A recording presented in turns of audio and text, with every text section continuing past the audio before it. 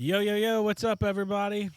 Thanks for joining us on another episode and adventure here on CDC, Cool Dads Chillin', and I'm here with two of the coolest dads I know. What's going on, guys? How you doing today?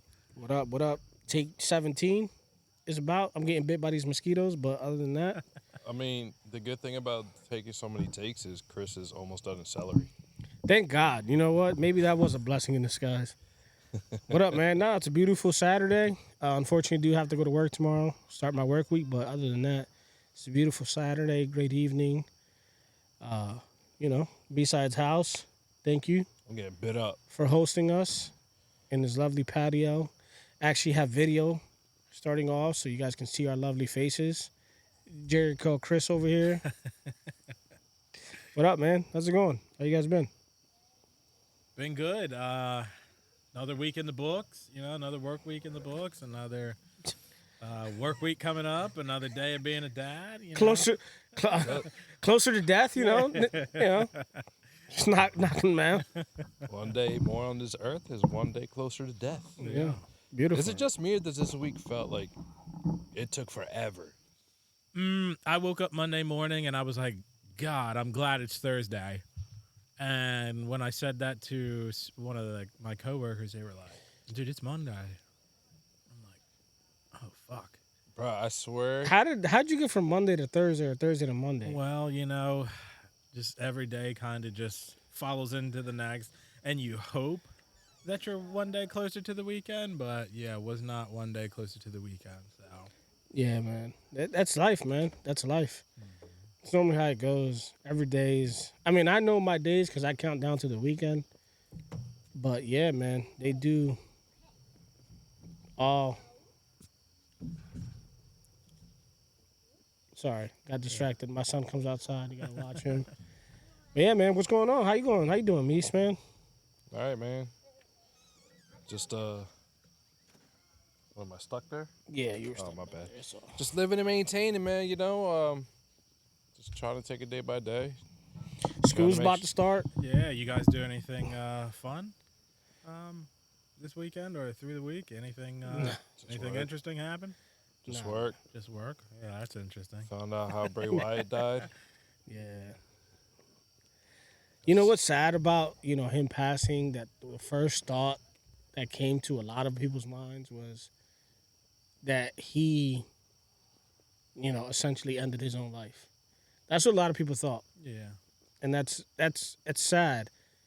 And did he open up about his mental health?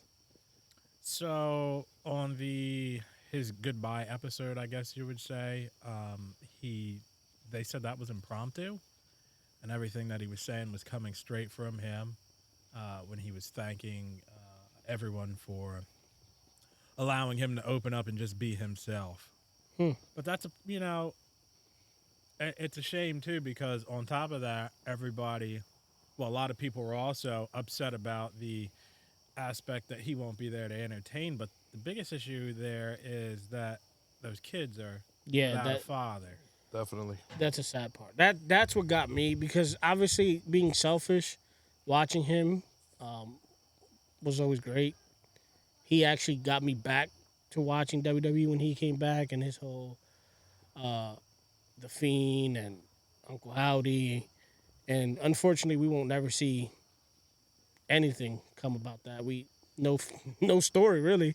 I mean, I feel like his storytelling was second to none. Like nobody was on his level. No. And what sucked was his storytelling was so above everyone else that it was considered like nobody was really into it as much when he first started because nobody knew what it was. You know what I mean? Everybody was just used to the crap storylines that WWE gave us. There goes Bebe, he's leaving us. Everybody was just used to the crap storylines that WWE was giving us, and nobody really appreciated Bray Wyatt for his true genius. Like the man was a genius. What do you think, Chris? Well, going back to the mental health piece of it all, it led me to a a different place. It made me think that as a country and as a people, we don't discuss mental health as much as we should, um, especially with parenthood. I feel like a lot of parents, just from what I see online, they survive solely for their children.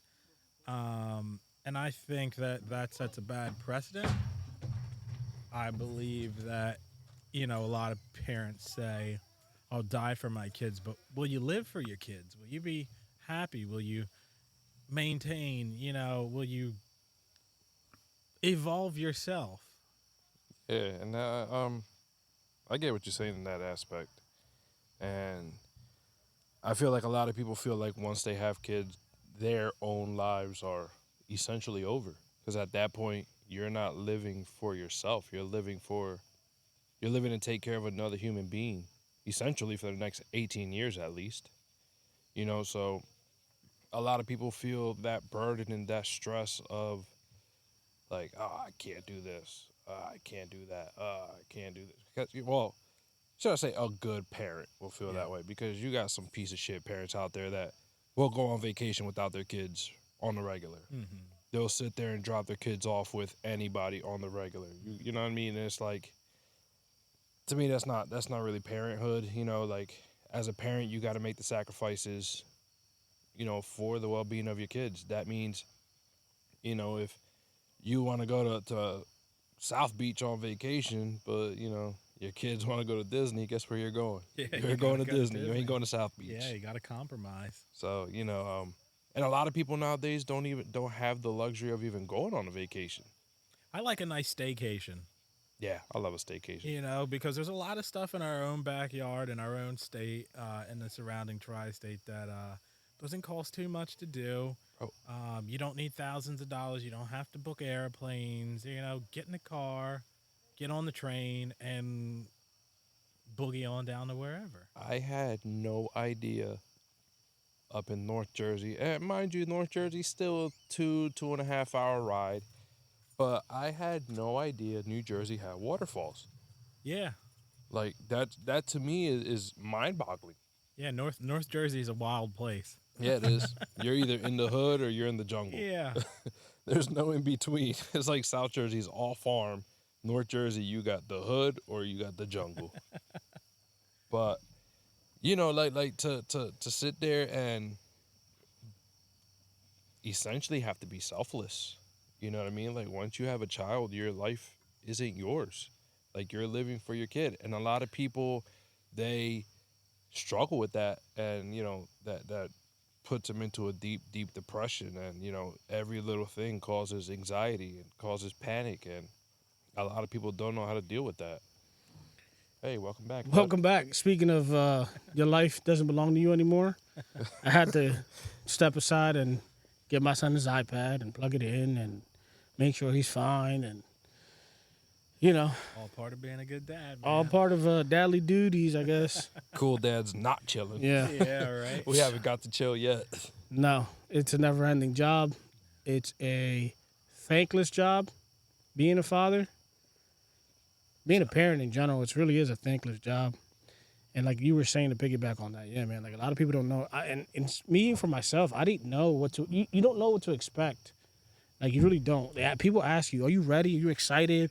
When you're pregnant, when you and your significant other, whomever it may be, are pregnant and you're expecting a child. That's one of the first questions that come up all the time. Are you excited? Are you ready? No one's ready. Yeah, it's hard to answer those questions because how can you be excited for something that's not there? Yeah. I mean, I There's so much worry in that, however many months, up to 9 months. There's so much worry in that time. How can you be excited? You're more cautious and I would say more afraid than anything, because your whole life is about to change. I was on both ends of that spectrum because when we found out she was pregnant with him, she was already 4.5 months by the time we found out. So in my mind, I'm like, fuck, like we're halfway through this shit and like it's just now hitting. But at the same time, it's like, oh man, like I'm about to have a kid. You know what I mean? Like Yeah. I'm about to Yeah. have a little mini me. I'm about to, like teach this kid what I know, and play baseball and football, and wrestle with the kid. Like to me, that was exciting. Yeah. But I wasn't. I was romanticizing and fantasizing about the good parts of being a dad. Like in my head was not the fucked up shitty parts. And I'm gonna tell you that first night, I think it was the first night or the second night, it hit me like a ton of bricks, dude. Like my son would not stop crying, and I freaked the fuck out. Like I was crying because he was crying. You know what I mean? Like first, you know what I mean? Like my first time with my own kid. Mind you, I have 3, but 2 are my stepkids.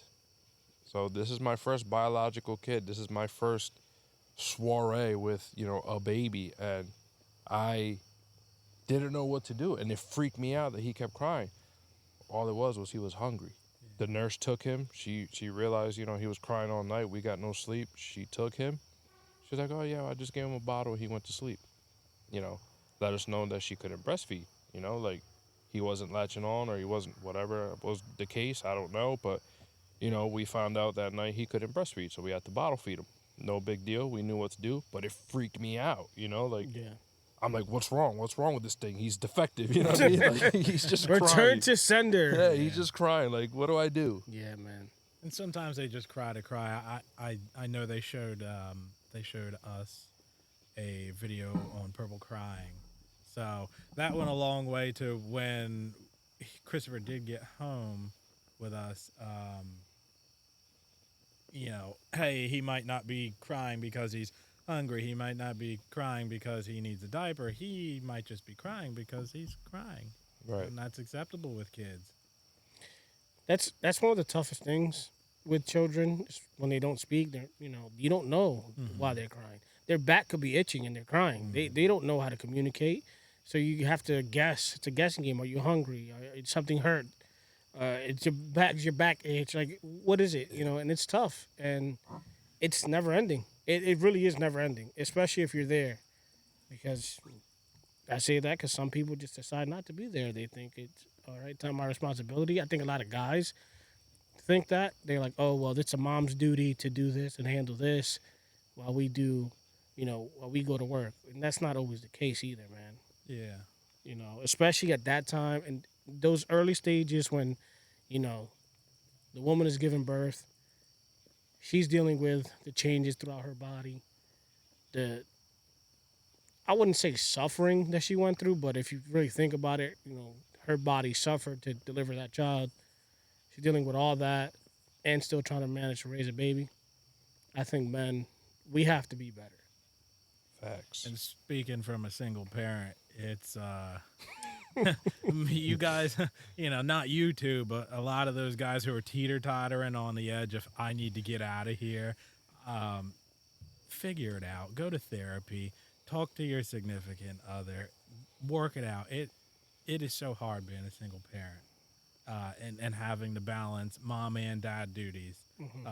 And that goes for women too. Yeah. It's hard for them, but it's also the single father, the single present father, doesn't get the respect he deserves. No.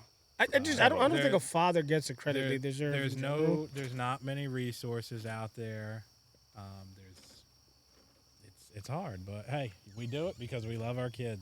Well, me, I can't speak for. Yeah, I can't speak for all single fathers. Yeah. And speaking of, he's back. By he is my son, Joe. That's a yeah. Sure, go ahead. That's help yourself. But yeah, man. So I don't know. Obviously, I had to step away. If we were able to touch base on the topic at hand for today's episode, how did you guys, or how do you guys deal with that mental aspect of, let's call it what it is, depression? When it comes up, because I know it hits us and it hits us all differently. Some of us know when we're depressed. Others don't. Others don't want to accept it, or they don't know what it is. And so my question to you guys, and if Misha, you want to take it, I don't know who wants to take it first, but How do you guys deal with it? How do you know you're depressed if you do, and how do you deal with it? How do you handle it? I actually had to go to therapy. Um, I always dealt with depression my whole life. Like it was just always there. You know what I mean? But I coped with it by surrounding myself with people. You know, like I felt like if I was in a crowd, I was, I was okay. Even though I'm such a, yeah, just get in the shop, bud. It's cool. Even though I'm a introverted person. Like I will go to a club and sit in a fucking corner and be perfectly fine. You know what I mean? Like it's just being around people and seeing people that made me happy, you know? So as long as I was around people, I was fine. But I always dealt with depression here and there. Like I always felt like as a man, like, you just gotta deal with that shit. You know, it's like I Yeah. like men don't get depressed. Men don't like macho, like that's the ego talking. Yeah. But excuse me. Yeah, that's a generational curse being Yeah. passed down. So I got like I'll deal with depression here and there. No big deal. Like I was able to you know, bury it, I guess you could say. Yeah. When I got my gallbladder surgery, it was the first time in my life where I couldn't do anything. Like, bro, I couldn't even wipe my ass. Like, my girl's wiping my ass for me. She's giving me a shower. Like, you figure gallbladder surgery is a simple surgery, but for some reason, for me, it's a complicated recovery. You know what I mean? So, for some reason, I was having a complicated recovery. I don't know why. Just did. It was my first surgery as an adult. I've never been out of work. Like I've always been at work, at work, at work, at work. So you figure, you get to be home and it's like, oh, I get to relax. Like, you know what I mean? But I'm like, I need to do something. Like I can't just sit here. And it was pissing me off that I was always just sitting there, you know what I mean? Like I was laying down, I couldn't do anything, so it's like,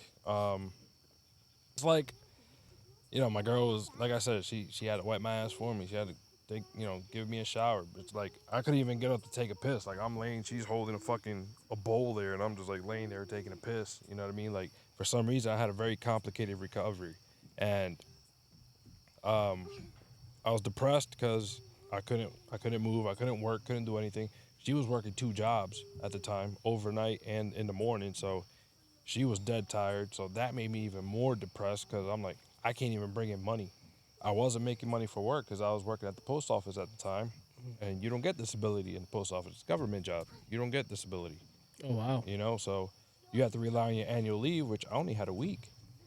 So out of the month I was outside of work, I only got paid 1 week. Oof. So that made me even more depressed. And then I was so pissed off that I'm letting this depression get the best of me.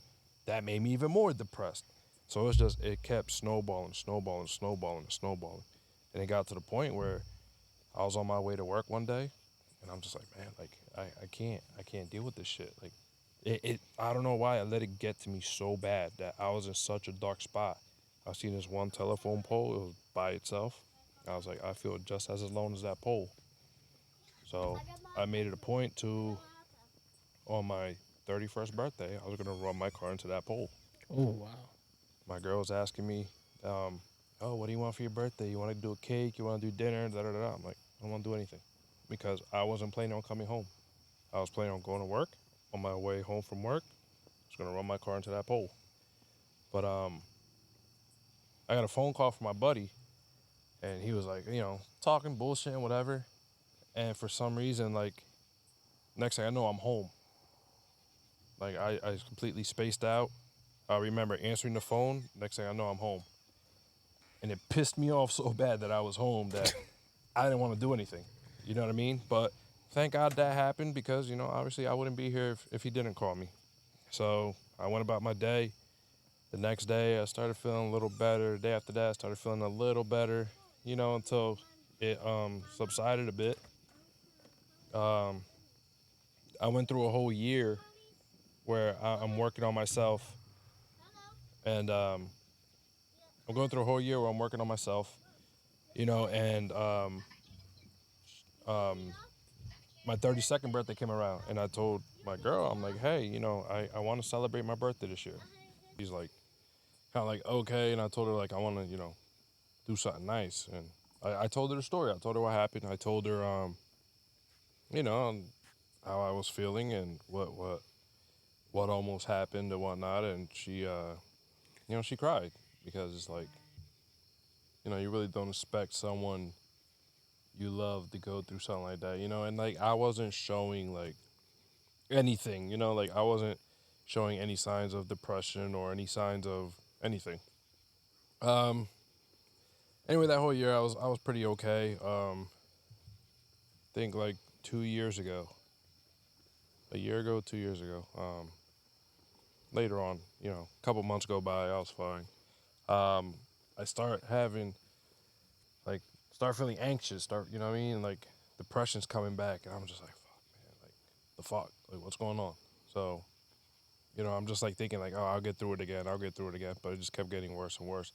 Got to the point where I had, you know, my anxiety got so bad I had a panic attack in bed, and like I'm begging her to wake up.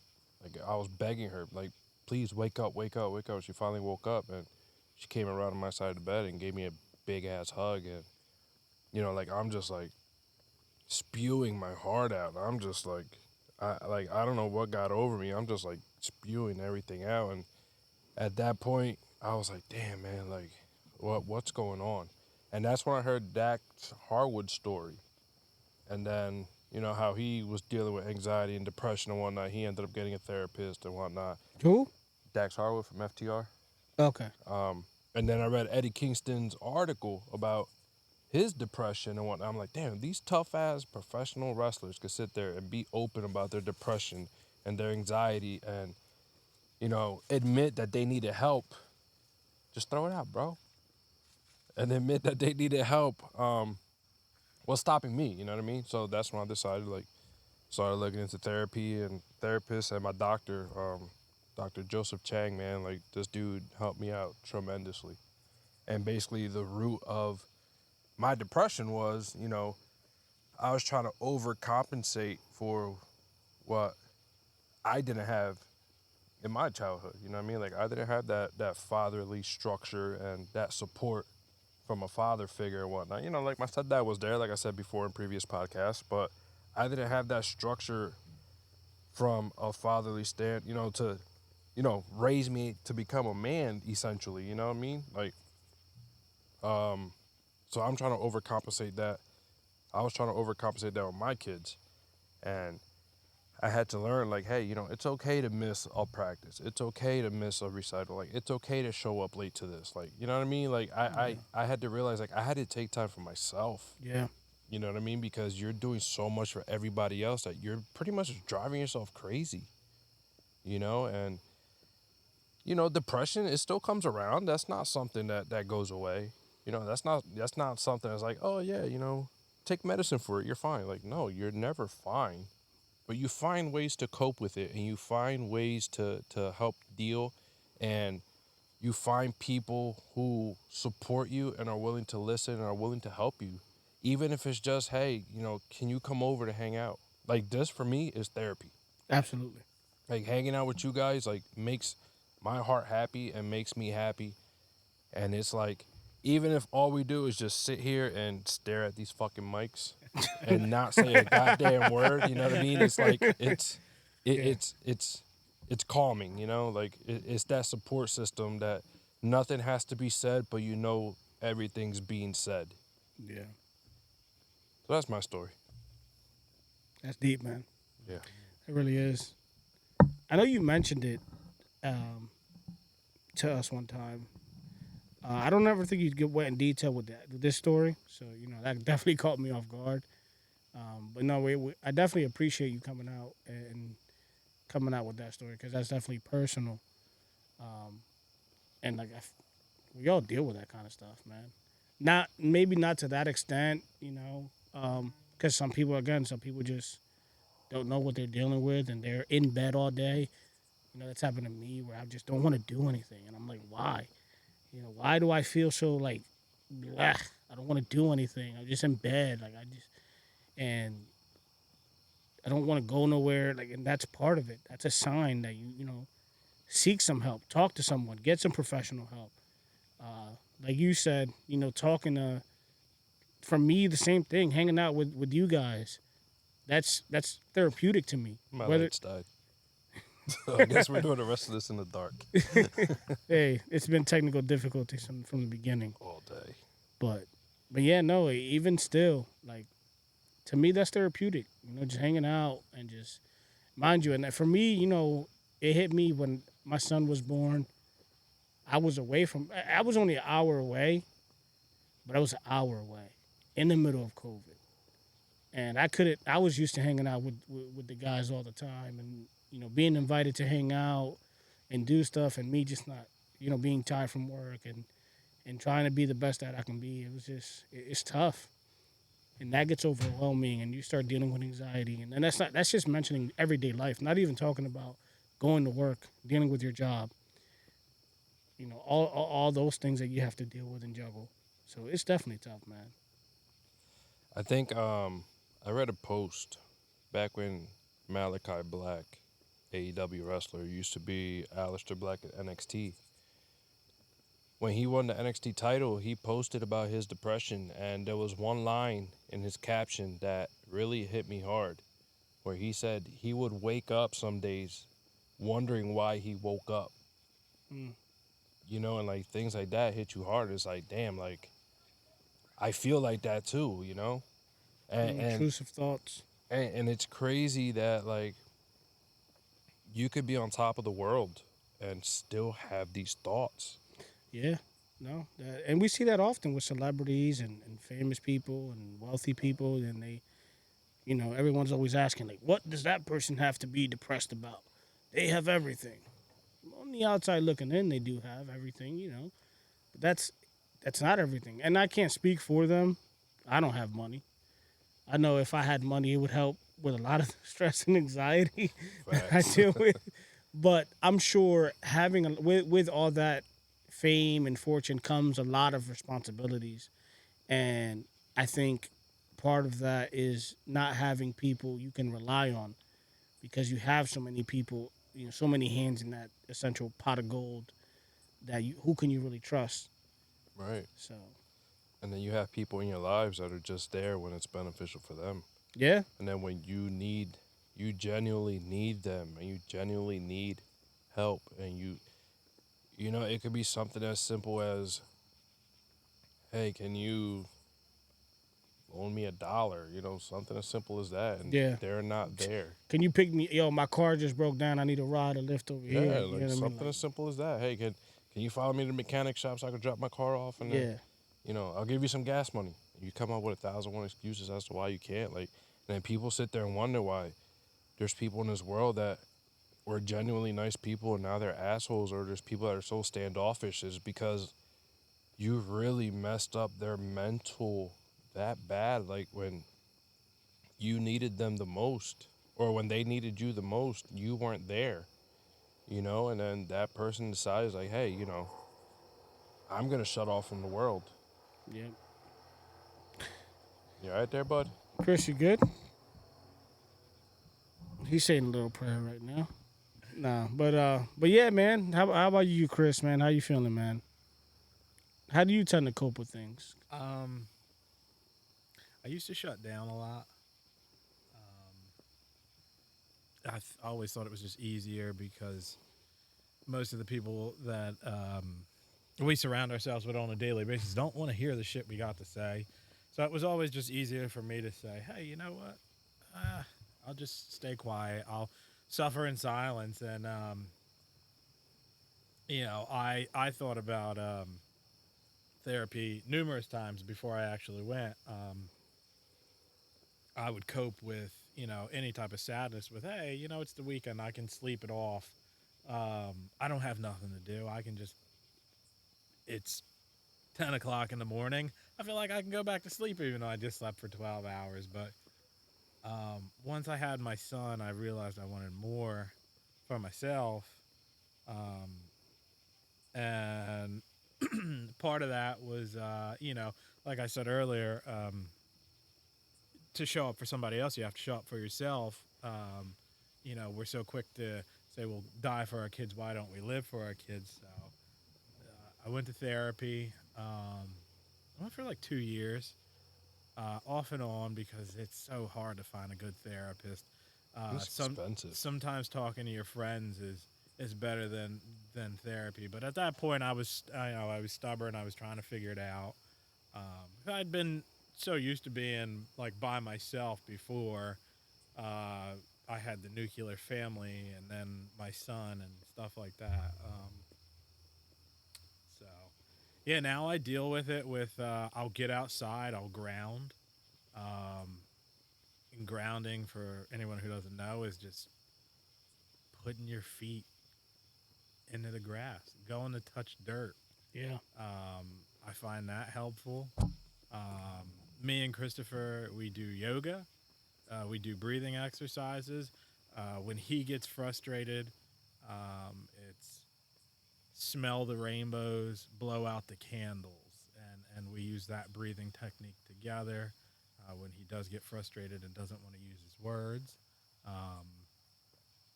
and I still go to therapy once in a while. I don't as much because a lot of the trauma over the years of my life, I've pretty much gotten through. Um, so yeah, that's how I deal with it. I tell myself, well, I'm willing to live for my son, and I'm also willing to die for my son. So Yeah. I need to be a protector and be protected. And I hope that that's something I can teach him. And I think it's a good thing for all kids, all parents. Going out and finding that core group. Like, we have a great group. If something's wrong with one of us, we can reach out to the other. Even if it's something like, luckily none of us have had a car breakdown. Except Charlie. No, except Charlie. But that wasn't his fault though. Yeah, I've had a car breakdown, but not like in the middle of the road. Yeah. Well, where we haven't had to say, hey, Oh yeah, it hasn't been catastrophic or anything. absolutely. Like that. Dude, like I got a core group of friends, including you guys. And Oh, you have other friends So yeah. my buddy Who Joe. else is out there? outside of us? My buddy Joe, who's like, hey, I could call this dude right now, be like, yo, my rim cracked in half, Yeah. and he'd be the first one out with his trailer, Yeah. getting ready to And- push my car up on. You know what I mean? Like, you need people like that in your life that are willing to, not saying take advantage of it. You know what I mean? Because that's definitely something you don't want to take advantage of. But you need people in your life that are willing to drop anything Yeah. to help you. And And that's a genuine person. I really love the relationships where you have those friends where you don't talk to them for weeks at a time, but they're there for you and stuff like that. My best friend, we hadn't talked in like three weeks, and he called me 2 days ago, 3 days ago, and was like, "Hey, I got a dead squirrel in my pool. Can you can you get it for me? I'm not around right now, but I need you to go to my house and get it before the kids get there and stuff." And I'm like, "Okay, cool." And I know that if 3 more weeks goes by, a month goes by, 2 months goes by, and we don't say a word besides "yo fuckface," if I need something, he's gonna, he'll be there. So I do cherish those relationships too, and I just really think that people need to let their guard down with one another.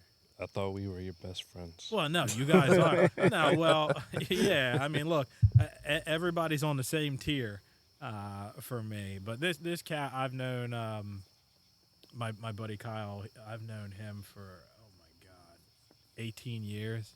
And you if know what, not man? Longer.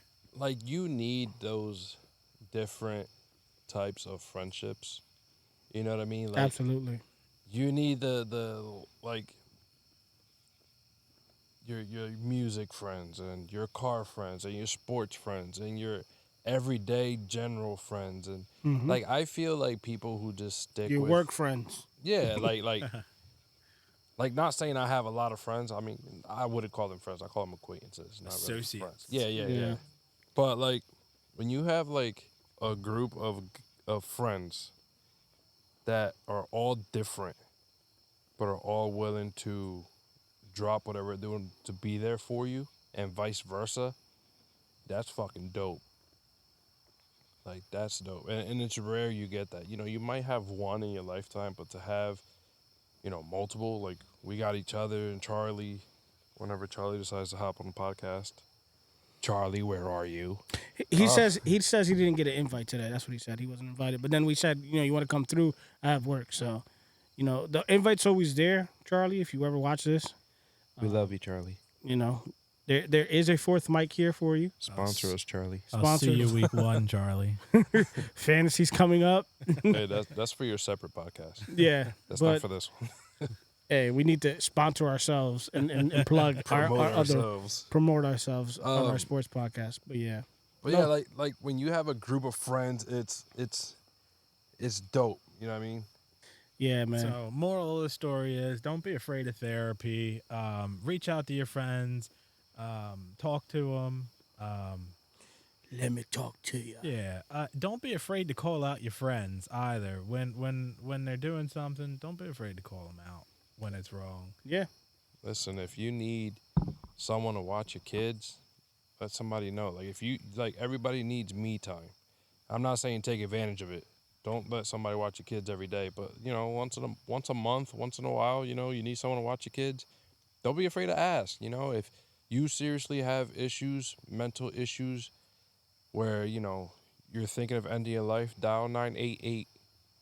You know, talk to somebody, get help, because mental health is serious for men, women, children, all walks of life. Mental health is a serious issue. especially in today's age with social media, with the stresses of life and the way things are looking now. It's definitely life is really, really stressful for everybody. We live in the fast food society.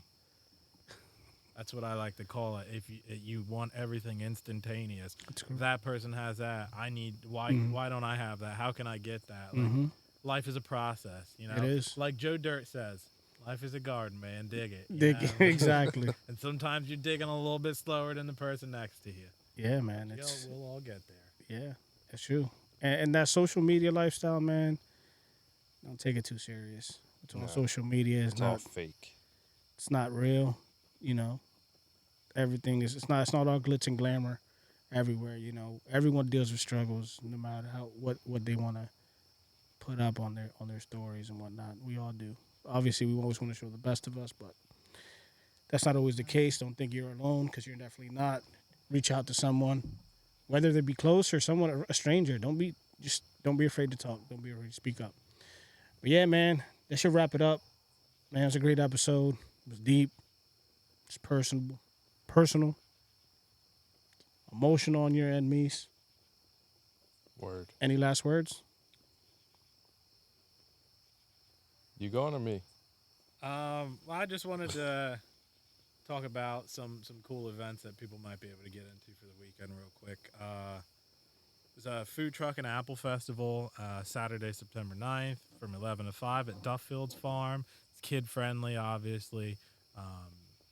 You know, so there's that option. You know, a lot of people say there's nothing to do in the area, so I think it would be nice for us to talk about some of the things that are around and don't cost a lot of money and stuff like that. Absolutely. Also, the Delaware River Festival with the New Jersey Natural Lands Trust is going to be at Wiggins Waterfront Park and Marina. You can check that out. That's going to be September 9th from 10 to 4. And that's it. I mean, Fuel Fest. the following weekend, Merchantville Toy and Collectible Street Fair, September 16th at 10 a.m. for the collectors out there, people who just want to get out. It's a nice way to get out and just, you know, you don't have to spend any money. Just get out, see stuff, have fun. That's all I got. Yeah, we got Fuel Fest, New Jersey Motorsports Park. It's a little expensive. Car show, drift event. Cody Walker's going to be there. Tyrese is going to be there. You'll get to see some of the Fast and Furious cars, I think. If it's something that you're interested in, you know, go check it out. There's always stuff to do around here with your family. You just got to look for it. Yeah, Parvin State Park is free. So is Your the local Bluffs. park. Millville Bluffs. Beautiful out there. Speaking of beautiful, you're all beautiful. We love you. Thank you for listening. Anything in closing, Jose? That's it, man. No, you guys took it. I have nothing. All right. That's it for me. Like and subscribe. Definitely share this with someone, anyone. We appreciate you watching.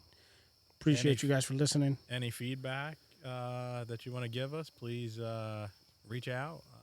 If there's any topics you want to hear us discuss, anything like that, we can approach that as we go forward. Definitely comment, whatever, however you want to reach out to us, let us know. If you want to be on CDC, reach out. Let us know. We have the fourth chair. Charlie isn't here right now, so might be a revolving fourth chair. That's right. Yeah. Special guest. Who knows? Definitely. If you want to reach out, tell your story, tell your life, more than appreciate it. So, if you guys want to sponsor the show, email us at altered.imagesmedia@gmail.com. If you want to be on the show, altered.imagesmedia@gmail.com. Let us know. Let us know what you want to talk about. We'll get in. that's it. Signing out, guys. Peace.